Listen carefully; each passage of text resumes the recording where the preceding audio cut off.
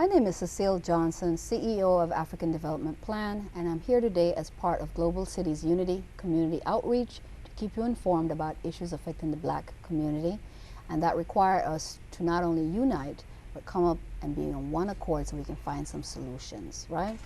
Today my guest is Dr. Gail Fraser, Yusufu Mosley, and Justina Winfrey. Again, they're all activists in the Black community here in Chicago, and they have been very outspoken on this issue. And this issue today that we're going to talk about is the impact of mass incarceration on the Black community, not only in Chicago, because the numbers take you all through the country. It's the same pattern. Again, same pattern, same plantation, right? So as of today, we had January 1st to June 20th, we've had 1,185 people shot in Chicago. And we know that 76.6% of those who got shot were Black, and 71.5% of those who shot them were Black. So we know we have a problem, right? We know we have a problem in key neighborhoods. We call them the deadliest hood: Inglewood, Austin, Garfield Park, Chicago Lawn, right? And we know that there is $2.5 billion that we end up having to spend, because all the people who get shot, a lot of them don't die. So they end up in emergency, and they're in a hospital, and they're in rehab, and they're a burden to an already burdened family, right, to help them go on there. We know that in America, a little white boy is going out the door. He says, "I'm going out, Mom." Mom said, "Put on your jacket."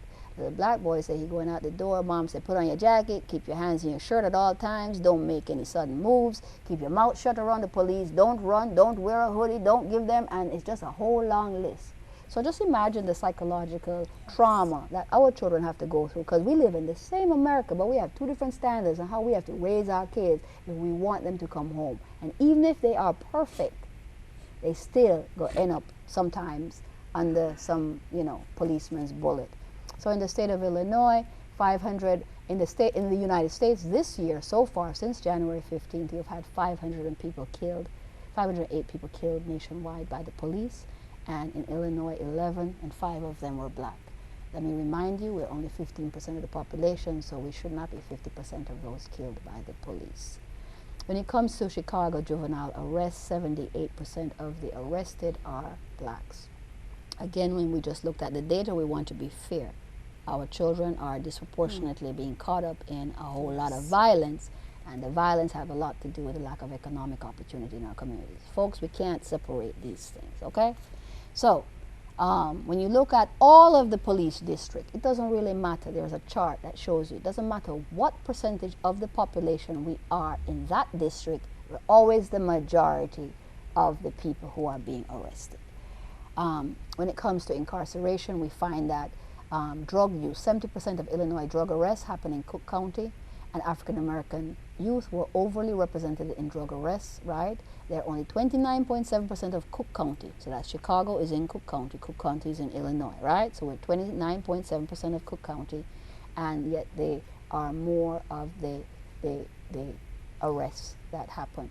And we know, data tells us, your data, that this racial disproportion is striking, considering that many studies suggest white youth are more likely to use substances, especially hard drugs, than African Americans. So tell me, how come we're still the ones who are so highly caught up in the criminal injustice system, right? So 8% or 1 in 12 youth 18 to 64, we're talking about adults, are incarcerated. 1 in 9 are between the ages of 20 to 34, 1 in 9, right? And then if you don't have a GED or a high school diploma, 1 in 3 is incarcerated. Those are astonishing numbers. We should be ashamed. This is what's happening with our people. Nationally, every Black man who graduates from college, 100 are arrested. We know we have the convict leasing system. We know we have this industrial complex, and it's got to be fed. We know you're on the stock market, and when you have people who can look at a child from they are in the 3rd grade and build jail cells for them, rather than spend the next 9 years finding ways to reach that child, you know you're a wicked system, right? So today in Illinois in 2011, again, we're 15% of the population, male, female, and we comprise 56.7% of the prison system. And nationally, you see the same trend. You see the same trend as it relates to blacks disproportionately represented in the criminal injustice system. And we know that there's a direct correlation between children who parents become incarcerated and the fact that the parents are not educated, right? So there's a direct correlation between education and that. And so in the state of Illinois, 70,701 children have no father or mother due to incarceration. And what is the cost to our community? Because now your mother is in jail, or your father is in jail, and you end up in foster care. So, we find money to pay people to keep you, right? But we won't find money to help you keep that family together and stay above ground and be above the law, right? And the intergenerational impact of this is that we have a lot of collateral damage. These children, once the parent gets arrested, there was some income coming in, so now they're even thrown into a deeper poverty, right? Some of the children that I spoke to in the schools, they will tell you that their parent is in jail. It impacts them. You can see that many times their mind is not quite here, they're not thinking about it, they're distracted, they're worrying, they're wondering what's going on. So this mass incarceration has a serious impact on us. Again, like every other issue we have spoken about here, is a black thing, folks. So therefore, can we please stop waiting for other people to come up with solutions? President, you gave the money to the University of Chicago, right? What do they call it, the crime lab? To do what? The money should have come to the black community, who are the ones impacted by this, so they could find black solutions. You have the Center for Inner City Studies right here in Chicago. You got Chicago State. So I ask you, why did the money go to the University of Chicago, right? So 1 in 9 black child has an incarcerated parent. 1 in 9. This ain't nothing to be happy about, okay? 1 in 9. And when we look at race and punishment and racial perceptions of crime and support for punitive policies, what we find is that white Americans are more punitive than people of color. Whites misjudge how much crime is committed by African Americans and Latinos. Whites who more strongly associate crime with racial minorities are more supportive of punitive policies, right? Media crime coverage fuels racial perceptions of crime. We just had this young man kill 9 people and we worrying about his mental state. We know he's crazy, but that's not the point. He killed 9 people after he sat in the church with them for a whole hour and said he liked them.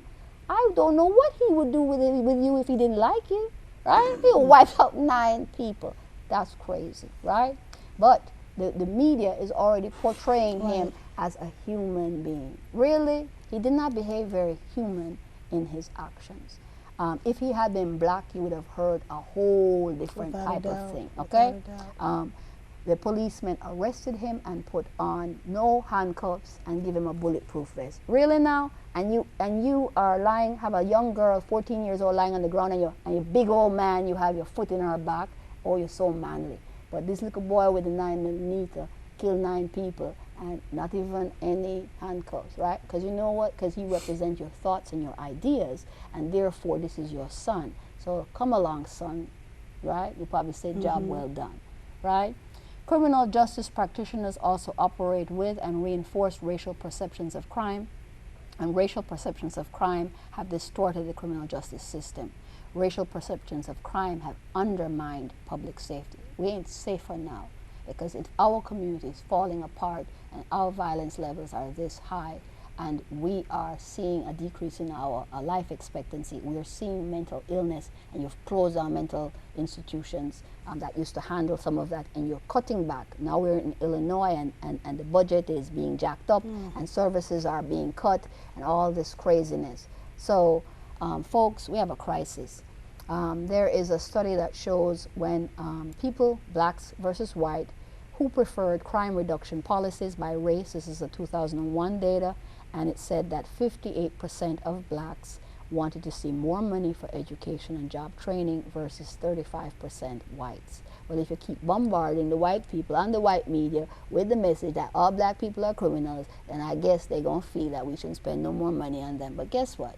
When you lock people up, when you put them in jail, you are spending money. And I, as a taxpayer, would prefer to spend my money differently, right?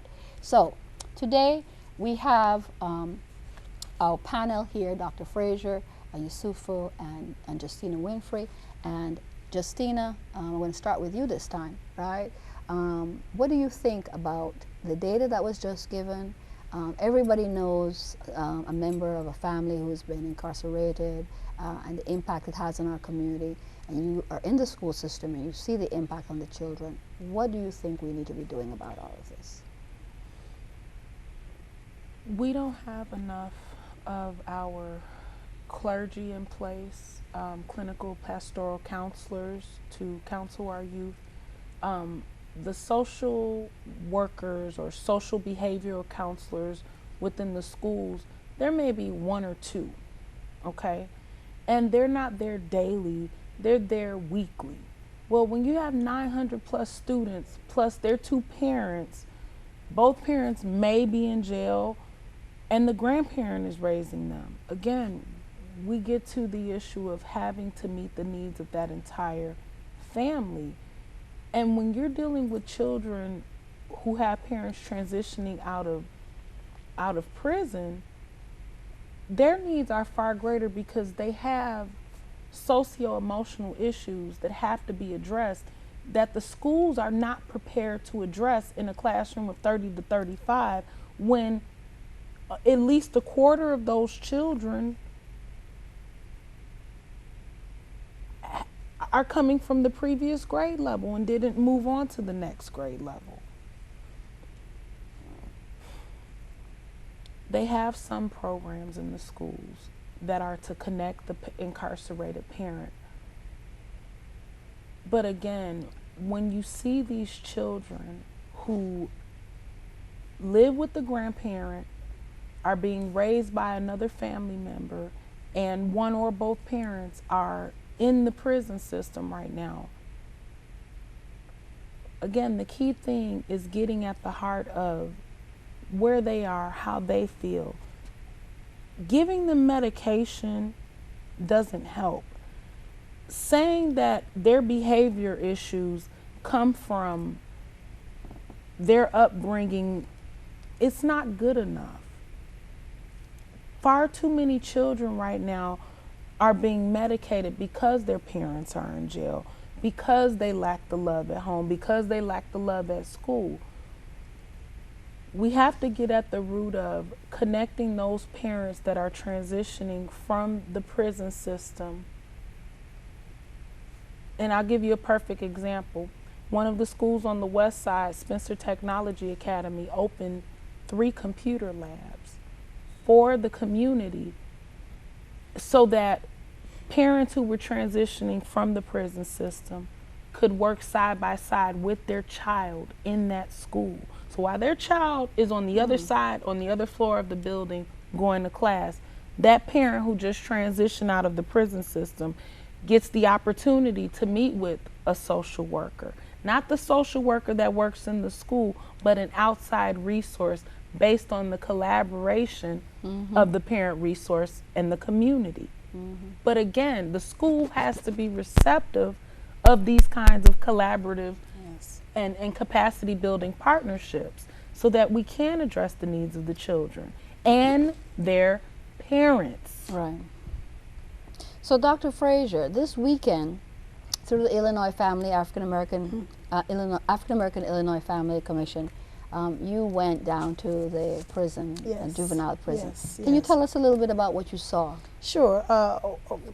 With your statistical data, the majority of the young men were African Americans. If I had to do an overall breakdown, I would probably say maybe about, let's say the total numbers were maybe about 60 of them, maybe 50 were African Americans, maybe about 5 Latinos, and then the rest were Caucasian. And the experience was really something because these young men, no different from anybody else, they were in there and they were concerned about what was going to happen with them. But one young man stood out in particular to me because he's 18 years old and now he's getting ready to go to an adult prison. And the terror that was on and in him as a result of knowing that he was going to be transitioned because he turned 18 to go to this adult prison was a traumatic experience. And even though I tried to comfort him and everything like that, he was not comforted, overall, but he wanted to know how could he get some help. And so, we know that it's important for our young men and young ladies as well, but our young men in particular, that they have the necessary support structures in place so that they can get everything that they need. And yes, we know people say, oh, well, if they committed the crime, they're supposed to do the time.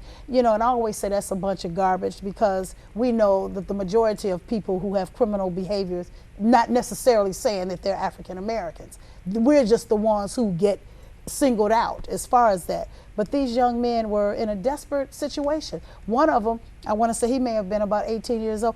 When he was asked about what did he see for his future, he said he can see nothing. And he also said, in one particular case, one of the young men said that they didn't learn anything when they were in school.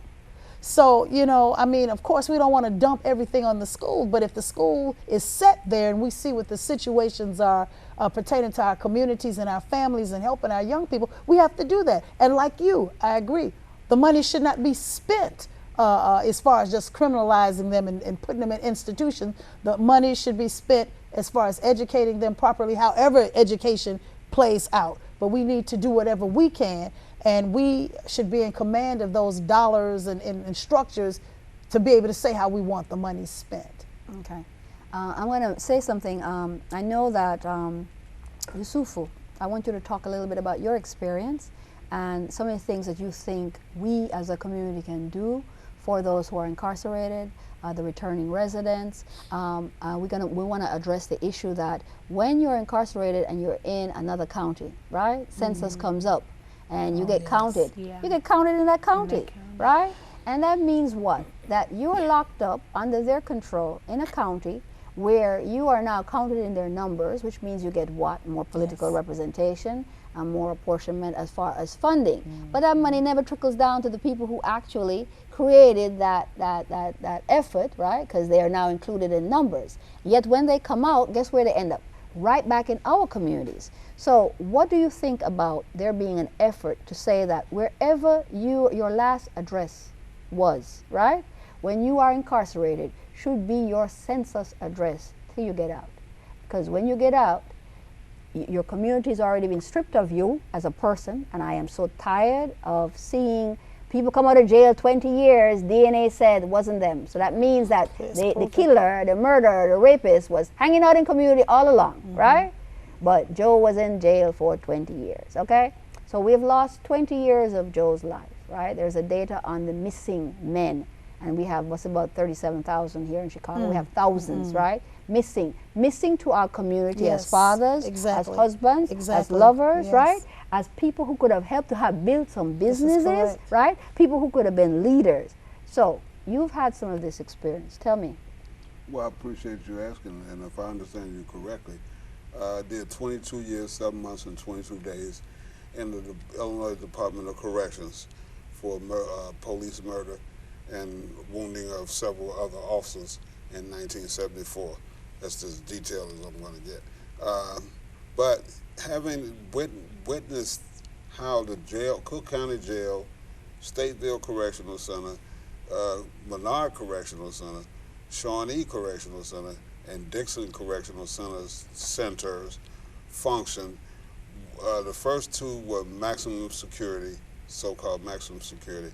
The second two were medium security, but they were ran like maximum security institutions. The racism, when I first went, it was racist, and they still had the propensity of calling some black men boys. And when some of us didn't answer, they figured they better start calling us by a name or by a number or something that we recognized, because we wasn't coming to that. Having been in there and witnessed it, I think we need to develop a new idea of what justice is. Is justice as punishment, or is it justice as healing? And in our community, we have to be the definers of that, because we presently under an Anglo-Saxon notion of what justice is. Right. And I emphasize notion because they don't even believe it themselves. But they have this place called penitentiaries, translated place of penance, where you're supposed to repent your wrongdoings, not to other humans, but to God.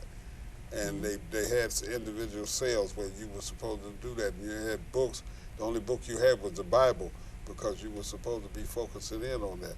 Well, that's an ethical choice they didn't make then, and they're not making now. In terms of our people, we came into it through another institution, what Malcolm called the big prison, called America, when we were shipped here from our homeland in Africa and our culture, and stripped of our culture, and stripped of our everything. So what I've done, and what my thing is, I've involved myself in what's called restorative justice. There's two trends going on, and I'll try not to explain them right now because they're too long. But we need to have a restoration of what justice actually really means for us as a community, as a people, and how we will obtain that. And those coming home, we have to have those things in place that will welcome them home and teach them and remind them that they can't go back to the hell called prison. And if they do want to, we'll be glad to let them go. But we need them to be structurally, mentally, in every way donated to the benefit, the uplifting of our community. That's Yes. powerful. Yes. That's powerful. What do you think, Justina? I think about the state of as our citizens return home, and what they're returning home to. And just to piggyback on Yusufu, when you look at the communities that have public housing, low-income housing, oftentimes they don't allow the father in the household. One, because he's, this is Section 8. So Section 8, no different than back in the day, the attitude of the caseworker in public aid. Can't have the male in the household. Well, where does that man go? To the streets? Public aid. You can't have two paid people, two adults in the household if one of them are not working. But if he's just transitioning out of jail, how can he just go get a job? So we keep the household divided. That's true. And when it's disturbing to discuss it, but it's true. When you look at old movies with Diane Carroll, and she's running around and they're hiding the new TV and the new radio because the public aid caseworker is coming.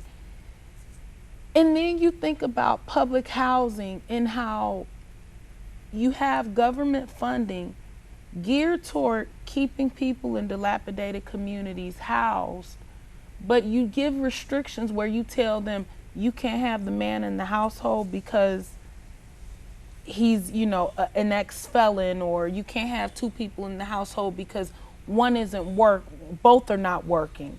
So you keep the household completely divided, but we allow this to happen. Right. These are our tax dollars. This is correct. And we allow this to continue to happen so that This is correct. the returning citizen is not welcome. They don't feel welcome. And the first thing we know that they wind up doing, unfortunately, they need somewhere to go. So what are they gonna do when it's cold outside and they have no shelter? It's a lot easier to turn back to crime. Right. And we know that for a fact. It's in the data. Yeah, recidivism is very high in a lot of cases. So you know what's interesting? I used to work for the welfare department in New York City, and there was a welfare policy, ADC, Aid to Dependent Families with Children, and there's ADCU, Aid to Dependent Families with Children whose parents were unemployed or underemployed. So apparently you could have a husband. But in the black community, nobody told anybody about that. In the Hispanic community, nobody told anybody about that, right? How do we know about this? Because we audited sites in white areas, we be finding all kind of interesting things, right? So you're right, So as we look at this mass incarceration, as we look at the fallout from it, I mean, this is something we could talk about for hours. Yes. We're running out of time. But what we're seeing is that we have to put this on the forefront, right? Man, people, we are burdened. We got all these things on our head that is equally important, right? Correct. That have to be addressed. Gotta be. Because with 1 in 3, if you have no college, no high school diploma, you're in jail, and 1 in 9, right? If you're 18 to 64, right? then what are we going to do, right? Mass incarceration, again, 58% of the population in the prisons is black. That's right. We are 15% of the population, but we're 58% of the people there. Therefore, we should be the ones helping to make any policy because it's impacting us. Exactly. It's not impacting the people who sit upon all these commissions. And as I spoke to Yusufu before on this, he was telling me about he had done some research, and the research was on what committee? There was a committee, the Judicial Committee? The Illinois Judicial Committee is made up of senators, Republican and Democrat, who are supposed to determine policy, program, etc. in terms of the Illinois prison system and whether privatization can be permitted in the state and all that kind of stuff. And on that commission, there's not one African American, there's not one Latino, there's not one Asian, or First Nations person. Okay. But we're the most affected by it, and yet we don't have a voice on it. Those who, I understand that one of those people, Raul, I forget Kwame Raoul, is supposed to be doing something, and I will find out shortly. But we have to really talk about that and look at that and see why we're not sitting there. Right, right. So again, you know, this man, Milton Friedman, says all crisis creates change. The change that occurs from the ideas that are lying around. He said our goal is to create the ideas that are lying around, so when the politically impossible becomes politically inevitable, it will be implemented. Folks, because we have not been at the table, right? And we have not been creating those ideas. Every time something happens, because we're always in a crisis, their ideas, University of Chicago and all these others, who have actually put into place policies through the year that have harmed the black community. Not a figment of our imagination, right? So therefore, what are we going to do about this? This is a beginning. This is a conversation. Community, we're asking your help. You need to get involved with the Illinois African American Family Commission. You need to get involved with the National Black Agenda Consortium. You need to get involved with African Development Plan. You need to get involved. You're going to church every Sunday. It's time for you to do more than doing a little praying. We need you to do some work. We need some lobbying. We need some petitions. We need representation. We're not going to take it anymore. We need representation. We need people who look like us, people who have not only the same experiences that we have, are making decisions that are going to impact us. Again, we've run out of time. I want to thank you all for being with me. It's been awesome. My name is Cecile Johnson. I'm CEO of African Development Plan, and I want to thank Global City Unity's Community Outreach for giving us this opportunity to come and speak to the global black community on issues that are affecting our community, and most important, to have guests like you wonderful three people who have been not only shared your experience but able to help. You can reach me at African Development Plan on Gmail at gmail.com, or on Facebook, African Development Plan, or at www.africandevelopmentplan.org. Thank you.